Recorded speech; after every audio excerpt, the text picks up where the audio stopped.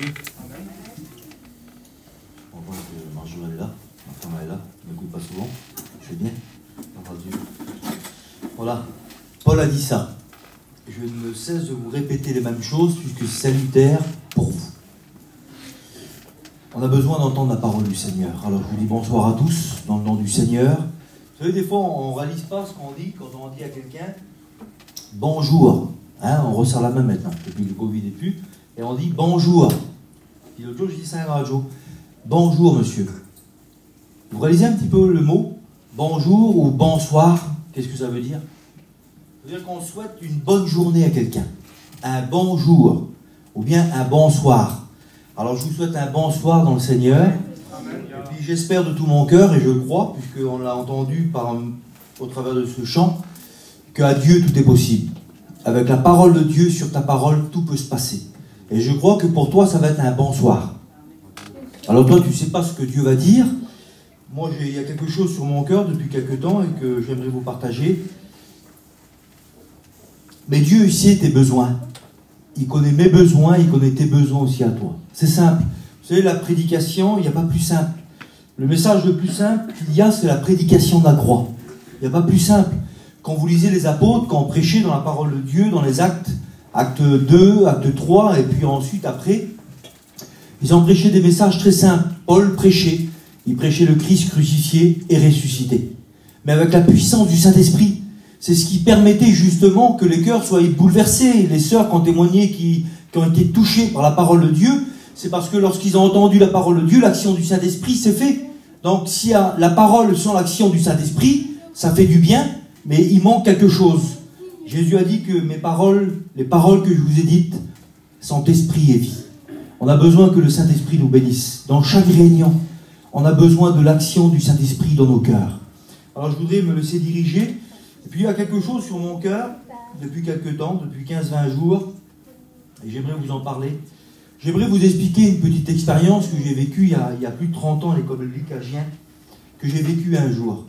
Parce que vous savez que on n'est pas là pour parler du diable, mais la Bible dit de ne pas ignorer ses desseins. Donc l'ennemi de notre âme, pour nous chrétiens, serviteurs de Dieu, a des armes. Hein, on dit souvent que l'arme du diable, c'est le découragement. On le dit souvent, hein, c'est le découragement. Mais pour démarrer le découragement, il faut quelque chose. Il y a une clé qui démarre le découragement, puisqu'on est là rempli de courage, rempli de force, on est à la réunion, on est béni. On a passé une bonne semaine, on a jeûné, le dimanche on a été bénis, et tout à coup, le lundi matin, on va dire, le découragement arrive. Ou dans la journée, un découragement est sur nous.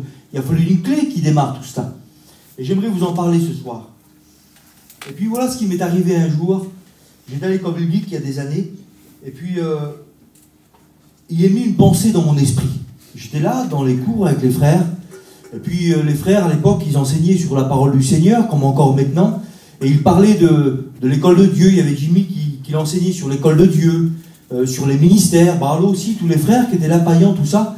Et puis c'était tellement merveilleux et grand que le désir dans le cœur, c'est qu'on voulait ressembler, et je voulais ressembler à ces hommes-là, de la parole, et encore maintenant, et surtout à Jésus. Et puis tout à coup, le diable m'a parlé. Il m'a dit un mot. Tout simple. Voilà ce que le diable a mis dans mon cœur. Il a déposé en moi une crainte.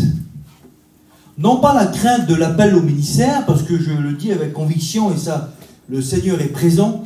Je n'ai jamais douté, depuis que j'ai été appelé, j'avais 16 ans.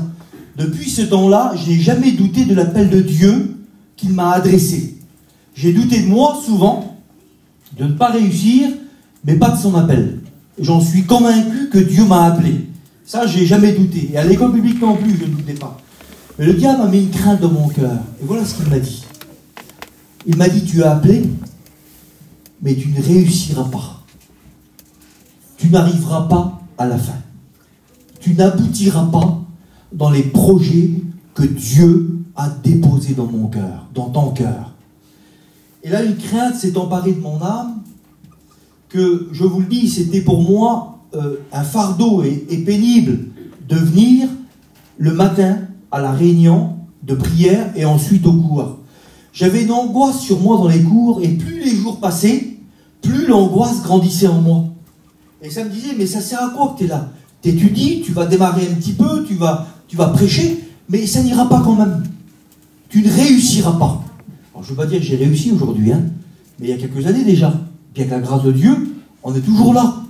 Donc le diable s'est trempé. Il a voulu me tremper. Et je ne sais pas par quoi le diable essaie de te tremper, mais il essaie de déposer une crainte en toi qui veut t'empêcher d'avancer. Parce que Dieu a un plan pour chacun, que ce soit les serviteurs, les frères, les sœurs. Dieu a un plan divin. Et malgré des fois tous les tunnels que l'on passe, malgré les difficultés, la maladie, les problèmes, sans faire le prophète, les découragements, les séparations, les craintes qu'il y a en nous, le plan divin est toujours sur nos vies. Et puis, en allant un petit peu plus vite, j'étais là pendant plus de 20 jours, un mois, comme ça, dans une angoisse totale. Et une crainte sur mon cœur. Je dis, Seigneur, je t'en supplie, parle-moi. Je ne ressentais même plus la présence de Dieu. Vous allez me dire, mais comment tu étais à l'école biblique, toi, et tu ne ressentais plus la présence de Dieu? Ben oui, ça peut arriver, de ne plus ressentir la présence de Dieu, tellement que l'attaque, elle est forte. Et puis écoutez ce qui m'est arrivé. Je marchais à l'école biblique là-bas, et puis vous savez, comme d'habitude, il y a plein de flaques d'eau à l'école biblique. Hein, il ne faut pas les enlever. C'est la tradition de l'école biblique. Même si on mettrait des parkings, il faut ces flaques d'eau-là. C'est trop beau. En plus, c'est traditionnel, c'est bon. Et puis voilà que je marchais le soir, comme ça, il était tard, et je pleurais. Je dis, Seigneur, je t'en supplie, parle-moi. Parle-moi, j'arriverai pas à sortir de cette école biblique-là. Le fardeau est trop lourd. Je t'en supplie, parle-moi. Et quand je marchais, comme ça, il y avait une flaque d'eau. Je vous l'explique parce que Dieu m'a parlé par un mot. Et puis là, il y avait un petit morceau de papier dans la flaque d'eau. Et le Seigneur me dit, prends ce morceau de papier. Je vais te parler. Hein, puis les flaques d'eau à Gien ne sont pas trop propres, hein, au bout de quelques temps d'école biblique. Ben, peu importe quand on a besoin. Dieu nous dirige même dans une flaque d'eau. Peu importe. Et j'ai pris le petit papier là. C'était un petit jour, un petit feuillet. Et écoutez ce que Dieu m'a dit. Vous voulez le savoir? Et après, on va, en quelques mots, parler de la parole de Dieu. Le diable me disait que je ne réussirais pas, que j'étais appelé. Et après, on se pose des questions, on ne voit plus le regard de Dieu favorable sur nous. Et écoutez ce que Dieu m'a dit. Ésaïe 41, versets 8, 9 et 10. Mais toi, Israël, et c'est comme si que Israël, Dieu disait mon nom à moi. Mais toi, Yann, mon serviteur, Jacob, donc il parlait de moi, que j'ai choisi, race d'Abraham que j'ai aimé, toi que j'ai pris aux extrémités de la terre et que j'ai appelé d'une contrée lointaine, à qui j'ai dit. Je ne sais pas si vous voyez la précision que Dieu me disait devant cette flaque d'eau là, à Gien. À qui j'ai dit, tu es mon serviteur. Je te choisis et ne te rejette point. Et le diable me dit tout le contraire. J'avais cru à la parole du diable. C'est important ça, hein? Il a semé quelque chose en moi. Et puis, Dieu m'a dit ces mots. J'étais animé de crainte. Ne crains rien, car je suis avec toi. Quelle beauté. Ne promène pas des regards inquiets, car je suis ton Dieu. Je te fortifie, je viens à ton secours, et je te soutiens de ma droite triomphante. Alors je ne sais pas si vous vous imaginez, je suis là, fatigué, plus de force, pas comme Élie dans le désert. Élie était plus que moi, il demandait la mort, mais j'en étais pas loin. Et Dieu, du haut des cieux, a vu mes larmes, il a vu ma crainte, il a vu la taille du diable, et Dieu m'a parlé par un petit feuillet près d'une flaque d'eau. Ben, Dieu voit ta crainte. Il y a une crainte en toi que l'ennemi essaie de mettre. La crainte, c'est pas hier. La crainte d'hier, c'est souvent le remords, le regret qu'on a mal fait. Et puis il faut oublier aussi, lorsque hier on a fait mal et on s'est repenti, qu'on a demandé pardon à Dieu, il faut croire au pardon de Dieu. Que Dieu nous pardonne, même les fautes les plus graves. Et il faut apprendre aussi à se pardonner. Parce que souvent Dieu nous pardonne lorsqu'on se repent, mais nous-mêmes on est culpabilisés, le diable nous culpabilise et on ne se pardonne pas. Donc il faut apprendre à se pardonner lorsque Dieu nous a pardonné. Mais la crainte, c'est pas hier. La crainte, c'est demain. Et c'est sur ça que le diable travaille. C'est sur demain. C'est sur ton avenir. Et il travaille tes pensées. Vous voulez qu'on aille un petit peu plus loin? Vous savez que la crainte, je pensais à ça l'autre jour. C'est une prison à ciel ouvert. C'est la prison du diable à ciel ouvert. On peut être libre et en prison. Le corps est libre, on peut être là, dans la réunion, là, participer au pain au vin, même prêcher comme je le faisais. On peut faire plein de choses, être libre de corps, si vous voulez, d'aller et de venir, mais on est dans une prison spirituelle. Le diable, par la crainte, il arrive à nous mettre dans une prison, et tout doucement, il arrive à paralyser nos actions. Le zèle, le désir de prier. Il semblerait que le ciel ne vient comme du plan de notre tête. Tellement que la crainte est là, alors il réussit, lui, par ses actions de crainte, à nous empêcher d'accomplir le plan de Dieu. Je ne sais pas la crainte que l'ennemi a mis en toi, mais je sais une chose, c'est que le Seigneur, par sa parole ce soir, va ôter la crainte de ton cœur. Parce que Dieu a un plan pour toi. Vous avez vu des fois, on voit des hommes terribles, hein, ils font 2 mètres, c'est des monstres, tellement qu'ils sont forts, des hommes, des bagarreurs qui ont tapé des dizaines de gens, des centaines même on va dire, et puis un petit homme, il n'est pas trop grand, mais il a un coffre plus fort que l'autre. Et puis il le prend au coffre, comme on dit. Hein, on n'aime pas parler de bagarre, mais là c'est un exemple. Il le prend au coffre, et à cause de quelques mots qu'il lui a dit, il réussit à pétrifier cet homme-là. L'homme qui était fort, qui peut avancer, qui peut détruire cet homme qui est moins fort que lui, à cause de quelques mots, il a convaincu qu'il va perdre. L'ennemi est un ennemi vaincu déjà. Christ l'a écrasé à la croix du calvaire. La Bible dit qu'il a détruit Jésus, les dominations à la croix du calvaire. Il les a écrasées, il les a livrées en spectacle en triomphant d'elle par la croix. Donc l'ennemi est vraiment quelqu'un qui a été vaincu à la croix du calvaire. Même nous, Jésus nous a donné le pouvoir de marcher sur les scorpions, sur toute la puissance du diable. Et parfois un mot, une petite semence, un petit mot, crée en nous une crainte qu'il arrive à paralyser nos actions pour Dieu. Vous croyez ça? Écoutez ce que la Bible nous dit. Ne crains rien, car je suis avec toi. Je pense que juste avec ce verset, on en aurait assez. Savoir que Dieu est avec nous. Qui croit que Dieu est avec lui? Levez la main. Voilà, donc je lève les 2 mains. Alors, si quelqu'un peut-être qui n'est pas encore engagé avec le Seigneur, ou même rétrograde, il faut que tu fasses appel à Dieu pendant la prédication, dire Seigneur, moi je suis venu là, et puis on parle pour des chrétiens, pour la crainte, toutes ces choses-là, et puis peut-être qu'il n'y a pas un mot pour moi. Mais tracasse-toi pas. Dieu ne t'a pas oublié. S'il y a quelqu'un parmi nous comme ça, Dieu a un mot. Appelle Dieu à venir chez toi. Puisque lorsque Dieu est avec toi, tu n'as plus rien à craindre. Tu n'as pas à craindre le lendemain. Tu n'as pas à craindre la colère à venir. Tu n'as pas à craindre la perdition, l'enfer, toutes ces choses. Dieu est avec toi. Tu as dit tout à l'heure, tu l'as confessé ici. Tu as levé la main. Dieu est avec moi. Alors Jésus dit, puisque tu le crois et que je suis avec toi, ne crains rien. Rien. Vous savez, des fois on lit les versets de la Bible, moi-même je les lis des fois, on les lit. Et puis on les lit tellement par habitude, on lit des fois Jean 3,16 par habitude, Bartimée, tout ça. Et puis ces versets ne nous touchent plus. On lit parfois même ces versets, ne crains rien car je suis avec toi. Et ça, c'est pas Yann, c'est pas un prophète qui l'a dit, c'est pas les apôtres. C'est Dieu lui-même qui l'a dit. Ne crains rien, car je suis avec toi. Et puis on lit ces versets-là, on les écoute même dans des chants ou dans la prédication, et ces versets, ils passent au-dessus de nos têtes. Eh bien, j'aimerais ce soir que tu ouvres ton cœur, et que ce verset de la parole puisse tomber dans ton âme, et que tu y crois, de rien craindre, parce que Dieu est avec toi. Dieu, le créateur du ciel et de la terre, celui à qui tout pouvoir lui a été donné, à Jésus son Fils, le Saint-Esprit qui est omniprésent, omniscient, omnipuissant aussi, il peut tout faire, il est avec toi. Je ne sais pas si tu réalises qui est avec toi. Qui est avec toi? Il y a Dieu le Père, Jésus son Fils, le Saint-Esprit. Les anges, ce sont des esprits au service des saints. Ils sont là pour te fortifier. Rappelez-vous, Jésus, homme, à Gethsémane, lorsqu'il n'en pouvait plus, lorsque le diable était là, les ténèbres étaient là, la Bible dit que Dieu envoya un ange pour le fortifier.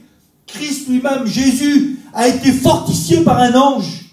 Combien de fois que Dieu est venu à ton secours? Si je voudrais vous poser, puis je vais le faire quand même, je meurs d'envie de vous poser la question. Depuis, il y a des sœurs qui disaient tout à l'heure, ça fait 20 ans, plus, moins d'années, des frères aussi, qui connaissent le Seigneur. Je voudrais vous poser une question. Combien de fois Dieu est venu à ton aide? Là où tu ne pouvais plus, Niki, combien de fois que Dieu t'a aidé? Dans les moments les plus difficiles de ton ministère, où des fois tu croyais plus de t'en sortir, combien de fois qu'il est venu vers toi? Dans des œuvres, des complications, des prières, la famille, là où ça n'allait plus, des découragements. Ma sœur, combien de fois que Dieu est venu t'aider? Si tu pourrais témoigner ici et te rappeler depuis tant d'années que tu connais Jésus, j'en suis convaincu que le message de la parole est en train de créer en toi la foi. Parce que la foi, elle vient de ce qu'on entend, et ce qu'on entend vient de la parole de Dieu. Et pendant que je suis en train de prêcher, le Saint-Esprit te rappelle combien de fois il est venu t'aider dans les moments durs de la vie. Et puis là, tu pourrais dire, mais Seigneur, c'est vrai. À cette époque-là, je n'en pouvais plus. Des moments de découragement, des moments difficiles de séparation, de maladie. Combien de fois tu m'as tendu la main et t'as chassé la crainte? Et tu pourrais le témoigner ce soir. Et c'est pendant le message de te rappeler combien de fois Dieu t'a aidé. Tu sais pourquoi? Parce que tu lui appartiens. Parce qu'il est avec toi. Je continue encore un petit peu. Je me laisse conduire par le Seigneur. Et puis comme le Seigneur me dira d'arrêter, je vais arrêter. Gloire à Dieu. Mais j'ai quelques versets encore à dire. Gloire à Dieu. Ne promène pas des regards inquiets, car je suis ton Dieu. Vous savez, promener des regards inquiets, on le dit souvent, que les yeux, c'est l'âme de l'homme. Lorsque quelqu'un est rempli de joie, je vais faire le joyeux là, mais je suis joyeux de prêcher la parole de Dieu. Quelqu'un qui est joyeux, ça se voit dans les yeux. Il est souriant. Le sourire, c'est Dieu qui l'a créé sur l'homme quand il a formé Adam, il l'a créé avec un sourire. Il a mis tous les nerfs exprès là, que dès qu'il a un moment de joie dans le cœur, et ça sourit. Mais le diable ne voudrait pas qu'on sourie. Donc il enlève la joie du cœur pour plus que tu souris. Le diable ne supporte pas qu'on sourie. Vous savez ça? Le diable est mécontent lorsque quelqu'un sourit. Lorsque quelqu'un est heureux. Le diable est en colère. C'est pour ça que je te le dis au nom du Seigneur. Souris de plus en plus, mais un vrai sourire qui vient du cœur. Je sais qu'on a des moments des fois difficiles, douloureux dans le cœur. Mais j'ai vu des personnes, moi, passer des moments très difficiles, sans citer des noms, même dans ma propre famille, très durs, que c'est impossible. On dit que plus jamais ils souriront. Puis on arrive aujourd'hui à voir des frères à continuer à prêcher la parole, des sœurs à continuer à sourire à cause de la puissance de Dieu, à cause que Dieu est avec eux. Dieu est avec toi. Et lorsqu'on est inquiet, le regard est inquiet. Lorsqu'on a des enfants, des fois, et qui sont inquiets, de loin, on voit qu'ils ont un problème. Et on pose la question, qu'est-ce que tu as? Qu'est-ce qui t'est arrivé? Quel problème que tu as? Dans les yeux, on le voit.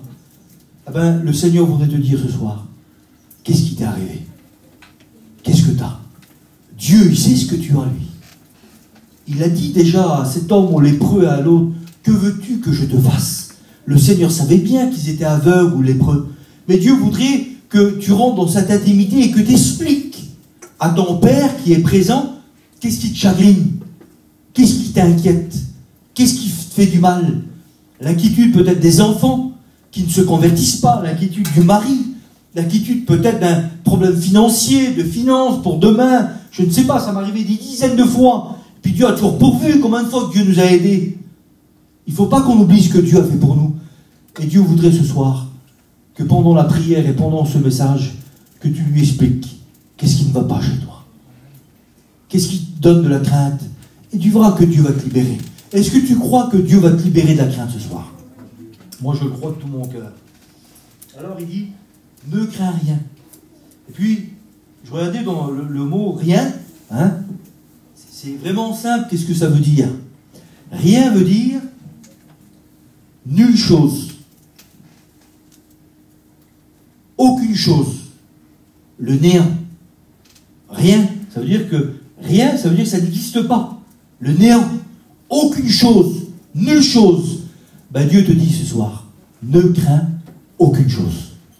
Même s'il y a une chose visible, réelle, qui peut-être même est actuelle dans ta vie, ou qui demain va venir, et qui est réelle. Le cantique que le frère a chanté, Niki, quand il a pêché, Pierre, pêché les poissons, il n'y avait bien rien dans le filet. Donc c'était bien réel. Il avait besoin de ce poisson pour se nourrir, pour nourrir sa barque, pour nourrir sa famille, pour payer peut-être des choses qu'ils avaient à faire. Mais c'était réel. Il avait échoué, il n'avait rien dans ses filets. C'était bien réel. Et parfois, Dieu nous laisse dans des choses réelles. Et Dieu ne veut pas nous faire vivre un monde irréel.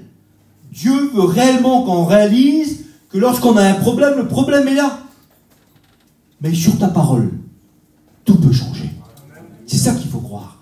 Sur la parole de Dieu, tout peut changer. À Dieu, tout, c'est pas rien. Hein. Tout est possible. Vous le croyez ça? Gloire à Dieu. Alors je continue encore 5 minutes. Et puis après on va prier Seigneur. Écoutez ce que la Bible dit. Ne vous inquiétez de rien. De rien. Donc d'aucune chose. Alors moi je ne suis pas là pour vous enseigner. Parce que demain la crainte peut arriver chez moi. Ça m'a souvent arrivé de prêcher quelque chose. Et le lendemain ça m'est frappé à ma porte. Et après on dit que les conseilleurs, c'est pas les payeurs. C'est ça, hein? Après, je me trouvais dans cette situation-là de crainte. Je dis, Seigneur, c'est pas possible. J'ai parlé de ça hier, où j'ai exhorté quelqu'un. Et voilà que c'est... Quand ça m'arrive, c'est moi qui ai atteint, comme dit le Seigneur à Job. Eh ben, quand on fait confiance à Dieu, même comme on a atteint, Dieu nous en délivre toujours, la Bible dit.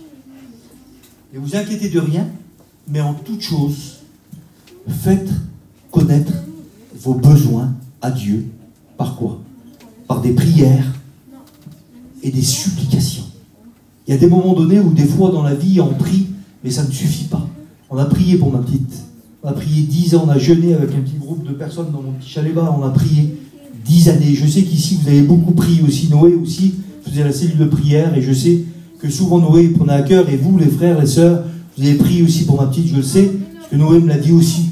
Puis on a persévéré. Mais après c'était plus de la prière. C'était de la supplication. On a supplié Dieu. Et vous savez ce qu'on a fait aussi? Des prières, des supplications et des actions de grâce. Action de grâce, c'est une bonne action qu'on peut faire envers quelqu'un. Mais l'action de grâce, dans la parole de Dieu, c'est de rendre grâce à Dieu. Comme Jésus rompit le pain, il rendit grâce. Donc il faut prier Dieu, il faut supplier Dieu. Mais lorsqu'on a prié Dieu, qu'on a gémi devant Dieu, qu'on a ouvert notre âme devant Dieu, et qu'on a cru que Dieu a entendu nos prières, alors il faut lui rendre grâce. Il faut le louer qu'il a entendu nos prières. Qu'est-ce que David a dit? Je m'écris, loué soit l'Éternel, et je suis délivré de tous mes ennemis. L'ennemi était là, mais en louant Dieu, il a été délivré. Et la Bible dit que lorsqu'on rend grâce à Dieu, ça veut dire qu'on change notre prière. Elle ne devient plus une prière qui devient des fardeaux sur nous. Parce que toujours demander, toujours supplier, il faut aussi un jour avoir la victoire. Il faut commencer aussi à rentrer dans l'adoration, à bénir Dieu pour ce que lui va nous donner. Alors la Bible dit, et la paix de Dieu, qui surpasse toute intelligence, gardera vos cœurs et vos pensées en Jésus-Christ. C'est simple la parole de Dieu. Des versets qu'on lit, qu'on écoute constamment. Lorsque tu commences à louer Dieu, la paix du Seigneur, qui surpasse toute intelligence. Ça veut dire que ton problème, il est toujours là. Mais dans le problème, Dieu t'accorde la paix. J'ai vu des fois des frères, des sœurs, puis moi aussi des fois j'ai été comme ça, puis je le suis toujours des fois. Je voudrais que Dieu te donne la paix quand le problème est résolu. Mais quand le problème est résolu, j'ai plus besoin de la paix. Si j'ai besoin d'argent demain, et que ça y est, j'ai les sous, j'ai plus besoin de la paix de Dieu, puisque j'ai ce qu'il faut. Si je suis malade demain, et que je ne suis plus malade d'un coup, j'ai plus besoin de la paix de Dieu. S'il y a un grand problème dans ma vie, et que le problème est résolu, j'ai plus besoin de la paix de Dieu. C'est pas ça la paix de Dieu. La paix de Dieu qui surpasse toute intelligence, c'est quand le problème est toujours là. Dieu réussit à te donner la paix, à y croire et à changer le mal en bien. Amen.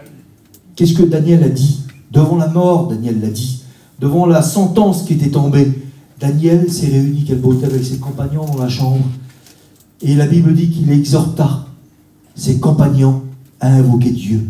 Et dans sa prière, il a dit ces paroles. Il dit, Seigneur, Dieu, il n'y a que Dieu qui change les temps et les circonstances. Il n'y a que Dieu. Et alors la paix du Seigneur est tombée sur eux.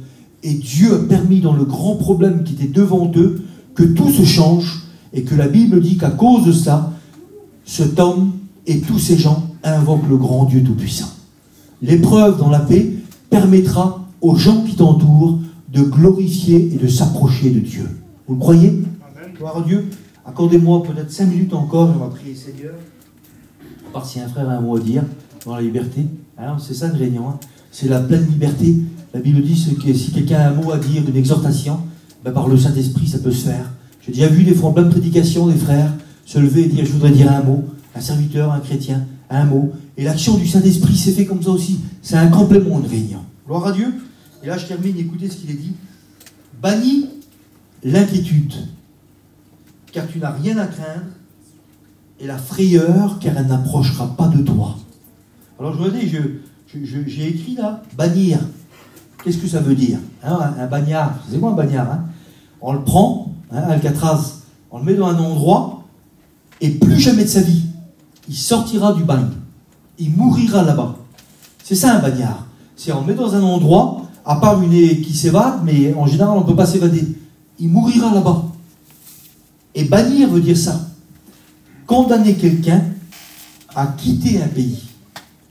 Il est condamné à quitter une zone, un pays, avec l'interdiction d'y rentrer. C'est supprimer, bannir un mot de son discours. C'est ça, bannir. C'est condamner quelqu'un à quitter un lieu, un pays, avec une interdiction, qui n'a plus le droit de revenir dans ce pays. Ben, le Seigneur te dit ça, et tu as l'autorité de le faire. Bannis la crainte. Amen. Condamne la crainte à quitter ton cœur. Tu t'imagines que tu as le pouvoir, par le Saint-Esprit et la parole, à faire quitter la crainte de ton cœur avec l'interdiction qu'elle ne revienne plus. On appelle ça un acquis. Vous savez quoi un acquis, hein? Un acquis, c'est des fois on a un acompte de quelque chose, mais c'est pas encore à nous. Mais lorsque on a acquis quelque chose, c'est à nous. On possède ces choses-là, peu importe, c'est signé, c'est à nous. Eh ben, le Seigneur nous dit ça. Tu recevras un acquis ce soir. Tu vas chasser, bannir la crainte de ton cœur, car tu n'as plus rien à craindre. Je voudrais te apporter une parole de foi ce soir. Tu n'as plus rien à craindre. Et la frayeur, elle n'approchera plus de toi. Est-ce que tu le crois ce soir? Amen. Gloire à Dieu. Alors je vais terminer. Je ne vais pas être lent. Ça fait 25 minutes, je crois, que j'apporte la parole de Dieu. On va lire un dernier verset de la parole. Eh bien, je sens qu'il faut que j'arrête. Donc voilà. J'ai écrit autre chose, là, mais je sens dans mon cœur. Je voudrais qu'on prie Seigneur après. Je voudrais vous lire un dernier verset, à part si un frère a un mot à dire, vous le faites, ou un cantique, je ne sais pas. Mais je voudrais qu'on prie Seigneur. Parce que je sais souvent que le diable va essayer de m'arrêter à moi par cette crainte. Il peut avoir n'importe quelle crainte, tu la connais. Et on ne peut pas minimiser la crainte de l'autre. Vous savez, des fois, ils disent, oui, mais un tel, il n'a pas vécu ce que l'autre, il dit, ce qu'il a vécu là-bas. Oui, mais l'autre, on minimise des fois la crainte du frère, de la sœur qui est à côté de nous, parce que nous, on vit des choses plus graves que l'autre. On n'a pas le droit de faire ça. On doit avoir compassion de chaque frère, chaque sœur qui est animé de crainte. Vous savez, un petit gravier dans une chaussure, en marche des fois, il y a un petit gravier qui est même pas comme ça. Il est dans la chaussure, dans la basket, là, puis on marche, on fait 100 mètres, puis on a la flemme de s'arrêter, on devait le lasser, parce qu'on croit qu'on va perdre du temps. Hein, et on continue avec. Et bien, il faut s'arrêter quand même là-bas. Parce que le petit gravier, là, va endommager le pied, et on ne pourra plus marcher après. Ça vous est déjà arrivé, ça? Moi, ça m'a déjà arrivé. Alors, ce que je fais, mettons que j'ai un petit gravier, même si les autres marchent plus vite, j'ai les gars marcher doucement, je m'arrête, j'enlève le lacet, j'enlève le petit gravier, je remets mon lacet, et je redémarre. Alors, s'il y a un petit gravier dans ton pied, là, dans ta marche, ou un grand gravier, ou une montagne, arrête-toi. Il faut que tu t'arrêtes ce soir. Dis, Seigneur, tu vas m'aider, il faut que je m'arrête. Ils partiront pas sans moi, de toute manière. On va partir tous ensemble au ciel. Alors, même que je m'arrête un petit peu dans cette réunion, là, repose-toi un petit peu, fais l'état de ta vie à toi, et dis, Seigneur, enlève ce gravier. Parce que ce gravier, demain, ça va être une montagne, je le sais. Et il va m'arrêter dans plein de choses. On ferme nos yeux, et puis je vous lis un verset, puis on va prier, Seigneur. Écoutez ce qu'il est dit. Je voudrais que tout le monde ferme les yeux, et puis on va prier, Seigneur. Et puis des frères, des sœurs pourront prier, Seigneur, et demander à Dieu sa grâce. L'amour parfait. L'amour parfait bannit la crainte. Qui est l'amour parfait? N'est-ce pas Dieu? Qu'est-ce qu'il est dit dans la parole de Dieu? Dieu est amour. Dieu n'a pas d'amour, Dieu est l'amour même. Nous, on a de l'amour, mais Dieu est l'amour même. Il a l'amour envers nous, mais Dieu est l'amour. Et la Bible dit que l'amour parfait bannit la crainte. Ça veut dire que Dieu, quand tu n'as pas la force, il condamne la crainte et il lui donne l'interdiction de revenir dans ton cœur. Alors laisse faire le Seigneur ce soir. Je sens qu'il faut que j'arrête simplement, et puis on va prier Seigneur maintenant. Voulez-vous qu'on prie Seigneur et qu'on demande à Dieu? Et puis si tu as envie de prier Dieu, fais-le. Même si tu n'as pas l'habitude de prier dans l'église, si peut-être tes mots sont cabossés ou que tu as honte parce que tu crois qu'un frère ou une sœur prie peut-être mieux que toi, des paroles peut-être plus bénies, c'est pas ça que Dieu regarde. Dieu regarde ton cœur. Même 2 mots, Seigneur, aide-moi, pardonne-moi, enlève-moi cette crainte, bénis-moi. Simplement un petit mot comme ça avec ton âme. Tu verras que Dieu va intervenir. Alors on va prier Seigneur après. Hein, je prie Seigneur.